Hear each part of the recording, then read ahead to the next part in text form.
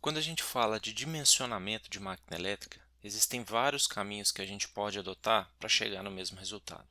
Eu vou apresentar aqui para vocês um caminho que eu considero talvez o caminho mais intuitivo, mais fácil, mas não significa que é sempre o mesmo caminho que a gente tem que seguir para chegar no resultado. Pode ser que, por exemplo, a gente precise adotar um caminho contrário porque a restrição ou a demanda da máquina seja, por exemplo, torque. Então, a tensão induzida ela não se torna uma metodologia muito favorável nessa situação. Ela se torna mais uma consequência. Mas, em todo caso, é, pegando aquilo que a gente já estudou até o momento, em termos de fluxo, tensão induzida, vamos ver o que a gente consegue tirar em termos da máquina elétrica para fazer um dimensionamento básico. Para isso, lembrando que a gente tem o enlace de fluxo da máquina, que eu chamei de enlace de magnetização. Ele está relacionado com uma indutância de magnetização e uma corrente de magnetização. Então, isso para nós significa que a gente vai ter uma tensão induzida que vai estar relacionado com esse enlace de fluxo de magnetização e a frequência na qual essa máquina está operando. Tá, muito bem, mas de que isso adianta em termos de dimensionamento de máquina? Muito bem, vamos pensar o seguinte: se a máquina ela está operando sem carga, a tensão induzida ela vai ser igual à tensão terminal, correto? Então a gente só precisa entender qual que é a diferença, o quão distante está a tensão terminal da máquina operando com carga e sem carga. Essa relação ela vai vir muito da reação de armadura da máquina. O que significa? Nós temos um fluxo de rotor, esse fluxo de rotor, vamos pegar por exemplo a máquina síncrona, ela está induzindo a tensão, só que eu tenho um fluxo de estator que pode estar se opondo a esse fluxo de rotor e de certa forma eu tenho o meu fluxo resultante que ele pode ser um pouco menor do que seria o fluxo de rotor. Então acaba que minha tensão terminal ela reduz. Com isso, então, a gente tem que entender mais ou menos qual que é a relação de reação de armadura para cada tipo de máquina.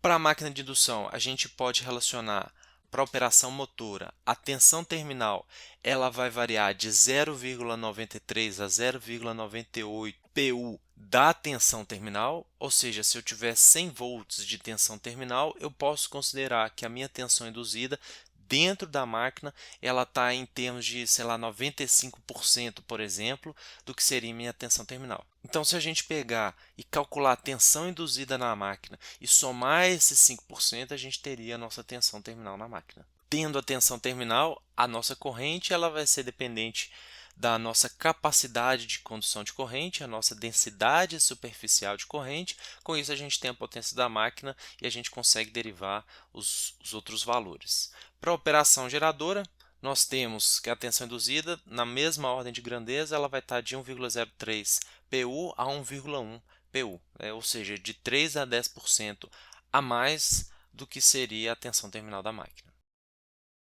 Para a máquina síncrona, nós temos uma diferença muito maior, lembrando que essa máquina síncrona nós estamos falando geralmente dos grandes geradores, então das turbinas a gás, das hidroelétricas.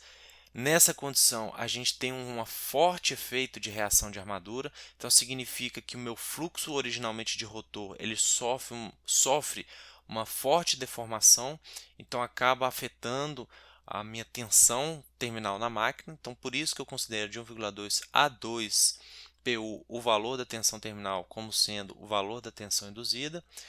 Só que lembrando que isso é um valor teórico, né? Antes disso, efetivamente, a máquina já está saturada. Então, isso vai dar para nós como se fosse um guia de referência. Se eu quiser saber qual que deveria ser o fluxo no interior da máquina para uma máquina, por exemplo, de 690 volts, eu uso esse fator multiplicador de 2, que ele vai dar para a gente um norte de quantas espiras que a gente vai precisar dentro dessa máquina. Tendo a quantidade de espiras dentro dessa máquina, a gente vai conseguir dimensionar dentro da área efetiva da ranhura quanto de corrente que a gente consegue passar. Por fim, a máquina de ímã permanente, a reação de armadura nela é um pouco mais baixa, até porque se a gente tiver uma reação de armadura muito grande na máquina síncrona AIMA permanente, a gente corre o risco de desmagnetizar ela. Então a gente trabalha com um fluxo de rotor maior do que o do fluxo de estator, mas a relação aí está em termos de 10%, seja para operação motora ou seja para operação geradora. Com base nisso, definida a tensão terminal, com base na tensão induzida, a gente pode calcular o número de espiras que essa máquina deveria ter. E aqui é importante que o livro ele acrescenta uma outra variável para vocês. A gente já estudou isso, mas o número de espiras ele vai estar relacionado com o valor de pico da tensão induzida, o fator de enrolamento e a frequência, e o fluxo enlaçado nessa máquina. Só que aqui ele pega esse fluxo e separa em termos do passo polar e da profundidade, que define a área efetivamente, a área polar que está sendo enlaçada a esse fluxo, e define o fator de saturação, que efetivamente dá para a gente um fluxo médio nessa máquina. Aí isso pode gerar um pouco de confusão, porque alguns autores apresentam apenas o valor de pico da densidade de fluxo magnético, e o Python ele apresenta esse alfa-I, que seria um índice de saturação, mas que relaciona um fluxo de densidade médio na máquina. O que significa isso na prática? Vamos pensar o seguinte: nós temos uma densidade de fluxo no entreferro. Esse fluxo, ao entrar em contato com o estator, ao entrar em contato com os dentes, ele acaba causando uma pequena saturação ali naquela região. Essa saturação vai acrescentar uma nova relutância ao sistema, então acaba que o meu fluxo, quando ele estiver subindo, se a gente pensar ele numa senoide, o valor de pico dele acaba que ele já saturou uma certa região da máquina e o fluxo acaba ficando um pouco mais achatado. Então a gente acaba aproximando ele realmente por um fluxo médio. Então por isso que o alfa-I B de pico vai ser o nosso fluxo médio. Na metodologia do Gieras, ele prefere utilizar dessa forma, mas se a gente fizer com o valor de pico também, a gente só tem que ter noção dessa diferença, que a gente pode ter alguma saturação na máquina que não está sendo contabilizada no método analítico e a gente só precisa incorporar isso depois, ou fazer o processo iterativo para calcular de novo o valor de densidade de fluxo. Então esse alfa-I, a gente vai definir ele, seja por uma tabela, o livro de vocês também apresenta uma relação do alfa-I, seja só considerando o valor do fluxo médio, ou seja, o valor médio em função do valor do seno, que seria 2 sobre π, dá 0,63, se eu não me engano. Ou então a gente pode efetivamente fazer uma otimização da geometria, então nós rodamos isso em elementos finitos, otimizamos o valor da densidade de fluxo e pegamos efetivamente o valor da densidade de fluxo para calcular essa tensão induzida. Esse alfa-I, então, para nós seria o fator de saturação. E só para a gente não ficar sem resposta, de onde é que surge esse alfa-I? Quando a gente faz a integral da densidade de fluxo na área, a gente vai ter a nossa área polar e esse alfa-I seria se a gente estivesse integrando ao longo do caminho magnético, ao longo do passo polar, considerando que na profundidade o circuito magnético não se altera, pode ser que nós tenhamos alguma saturação no meio do caminho, então esse alfa-I relaciona exatamente esse efeito de saturação. Então, em vez do fluxo ele subir, como eu apresentei aqui em cima, então em vez de ele subir, chegar no valor de pico e descer, ele sobe, saturou, ele fica mais ou menos plano e depois desce. Então eu teria assim o meu valor médio. Isso para a gente quebra aquele primeiro tabu, né, que máquina saturada é ruim. Nem sempre. A máquina saturada pode ser um parâmetro de projeto e pode ser interessante para o projetista. Por exemplo, o projetista pode projetar a máquina para ela saturar em alguma região da máquina, por exemplo, no valor de pico, como eu comentei, e aí a distribuição de fluxo ela vai acabar ficando achatada. E esse achatamento da distribuição de fluxo pode produzir um perfil de tensão com baixo conteúdo harmônico, por exemplo. Seria uma oportunidade de reduzir a presença dos harmônicos na máquina elétrica através da saturação da máquina. Vamos fazer um exercício justamente para a gente aplicar esse conceito e ver o que a gente consegue tirar. Determine o número de espiras de um motor de indução de 30 kW de potência, 690 volts, um fator de enrolamento de 0,925, uma profundidade de 198 e um diâmetro de 202, o número de par de polos igual a 4. Aqui eu já dei para vocês as dimensões básicas da máquina, mas se nós não tivéssemos, a gente poderia, por exemplo, pegar esse valor de potência, pegar talvez o valor de tensão de corrente, mas o valor de potência é suficiente. A gente vai na norma e confere as carcaças. Dentro das carcaças, a gente vai ter uma relação básica de diâmetro e profundidade do estator. Com base nisso, a gente consegue definir efetivamente esse diâmetro aqui, o diâmetro do entreferro. Então, a primeira coisa, o que a gente pretende calcular aqui, utilizando o método da tensão induzida, é calcular qual que seria a tensão induzida. Lembrando que essa máquina é um motor de indução. Se é um motor de indução, a gente pode utilizar aquele nosso índice lá que variava entre 10%. Vamos considerar aqui no nosso caso de 97%. Para isso, nós também vamos assumir uma distribuição de fluxo senoidal de 0,8 Tesla. Isso aqui é o valor de pico. E a tensão induzida a gente consegue calcular pegando o valor de fase, 690 é o valor de linha, e multiplicando por 0,97. Então significa que eu alimento a máquina com 690 volts em linha e a minha tensão induzida interna na máquina é de 386, tensão induzida de fase. Com base nos outros parâmetros, eu faço o cálculo da área polar e da frequência. Então eu tenho a minha frequência elétrica, os parâmetros que já tinham sido dados, o fator de enrolamento, a profundidade da máquina, o passo polar, eu calculo com base no meu diâmetro, pego o perímetro, divido pelo número de polos efetivo da máquina e vamos usar a metodologia apresentada no livro para a gente, considerando o αi. O αi basicamente ele relaciona o valor de pico da densidade de fluxo com um achatamento, um valor médio. Para o nosso caso, vamos considerar apenas o valor médio para que a gente possa evoluir na nossa conta. Vamos considerar então que existe uma saturação nas sapatas dos dentes e o fluxo no entreferro ele acaba sendo achatado. Logo, o fluxo final dessa máquina ele não vai ser mais o 0,8, ele vai ser o 0,509 Tesla. Com base nesses valores, nós podemos então calcular o número de espiras dessa máquina, pegamos o valor da tensão induzida com o valor de pico, temos a frequência, o fator de enrolamento, a profundidade, o passo polar e o fluxo resultante. Isso dá para a gente 117 espiras no total. Só que nós temos um número fracionado, 117,06. Então o que a gente faz com isso?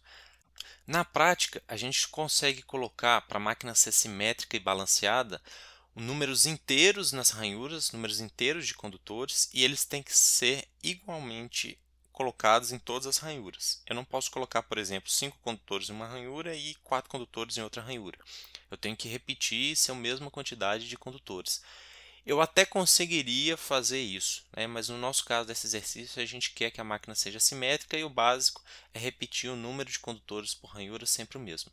Então, a gente precisaria definir aqui qual que é a quantidade de ranhuras que eu tenho nessa máquina. Então vamos continuar esse exercício com esse olhar, com esse viés de tentar convergir para um número inteiro de condutores para essa máquina. A primeira pergunta: qual o número de ranhuras que eu tenho no estator? De novo, vou fazer referência aos livros que eu passei para vocês. Então, se vocês consultarem tanto o livro do Paihonen como o livro do Jon Bondea, que fala sobre o projeto de máquina elétrica, a gente vai ter algumas relações. Deixa eu apresentar aqui.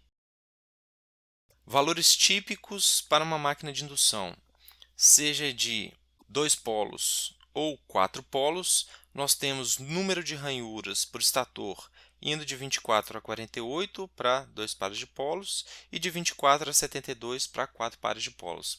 Aqui o que é interessante também é que quanto maior for a máquina em termos de potência, mais difícil também fazer com que ela opere em velocidades mais elevadas. Então, geralmente, o que a gente percebe é que com o aumento do número de polos, ou seja, à medida que eu vou crescendo o número de polos, a velocidade de rotação da máquina ela vai caindo. Então, isso significa também que eu vou ter um diâmetro maior e eu vou conseguir alocar mais ranhuras. Para a nossa máquina, nós estamos nessa região aqui de 4 polos, então eu posso ter de 24, 36, 48, 72. Como a gente sabe, a máquina de 36 ranhuras ela está aí na faixa de 5 a 10 HP. Como nossa máquina ela tem 30 kW, eu vou colocar aqui ela tem 48 ranhuras. Se a gente ainda quiser mais alguma referência, a gente tem a tabela 7.1 que eu apresentei para vocês no último vídeo, mostrando exatamente qual que deveria ser uma relação de passo polar. A gente poderia pegar essa relação de passo polar, jogar dentro do nosso diâmetro para conseguir achar mais ou menos uma relação de ranhuras que provavelmente vai dar algo muito próximo ao que a gente apresentou aqui. Então, com base nesses 48, a gente define o número de condutores que a gente vai ter por ranhura. O ZQ, que eu já apresentei para vocês, ele vai relacionar o número de condutores em função do número de espiras posicionadas em todas as ranhuras. Então, basicamente, a gente pega o número de fase, o número de condutores em paralelo para essa máquina, como a gente não sabe, a gente vai considerar igual a 1, o que não vai fazer diferença. Depois o projetista ele simplesmente pode pegar um condutor e quebrar em dois na hora que ele estiver projetando, se ele perceber que existe algum tipo de efeito pelicular ou até algum efeito de corrente parasita no condutor, ele pode fazer isso, mas para nós aqui a gente só quer achar o número inteiro de condutores. Então a gente pega esse equacionamento, a gente vai achar que por ranhura a gente vai ter 14,6, com isso a gente aproxima, o número de condutores na ranhura de 14,6, então com isso a gente aproxima por 15. Pega esse valor inteiro e multiplica ao contrário, a gente encontra que o nosso número efetivo de condutores ele é de 120, o que é diferente do que a gente calculou aqui de 117. Então, a priori, a nossa intuição diria para a gente convergir esse valor de 117,6 para 117, mas 117 a gente não conseguiria distribuir o mesmo número de condutores em todas as ranhuras, por isso que a gente fez esse cálculo com ZQ, o que deu 15 condutores por ranhura e no final o nosso número de espiras deu 120. O que significa isso para nós aqui em termos do nosso cálculo? Significa que a gente vai ter mais espiras, só que a gente não alterou a tensão terminal. Se a gente não alterou a tensão terminal, muito provavelmente o fluxo que a gente considerou aqui em cima, de 0,8 Tesla, ele vai ser menor. Esse fluxo que a gente considerou aqui, o fluxo médio, basicamente, de 0,509, ele vai acabar sendo menor. Calculando o fluxo efetivo, nós simplesmente estamos fazendo o caminho contrário, lembrando que o processo ele é sempre iterativo, a gente consegue encontrar que o nosso fluxo de pico ele é de 0,78 e não o 0,8 que a gente considerou lá atrás. Lembrando que aqui eu deixei o meu fator de saturação, né, o 2 sobre π, que é o valor médio do seno.